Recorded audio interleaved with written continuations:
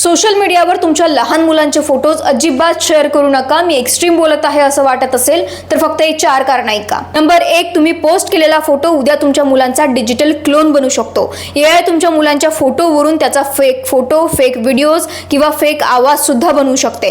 इतकंच नाही, तुमच्या लहान मुलांचे क्यूट फोटोज डाउनलोड करून एआयच्या मदतीने फेक, अश्लील, आक्षेपार्ह व्हिडिओज आणि फोटोज बनवले जाऊ शकतात आणि त्याचा वापर ब्लॅकमेल करण्यासाठी केला जाऊ शकतो।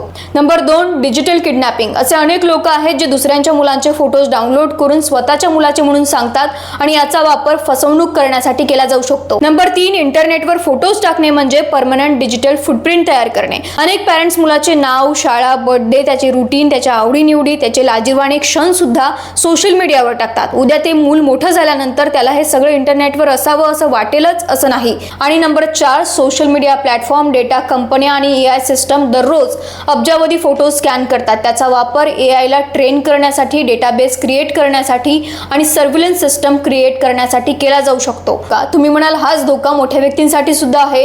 हो, पण प्रश्न इन्फॉर्म चॉईस आणि रिस्क अवेअरनेसचा आहे। मोठी व्यक्ती हा धोका स्वीकारू शकते, लहान मुलांसाठी हा कायमचा ट्रॉमा बनू शकतो।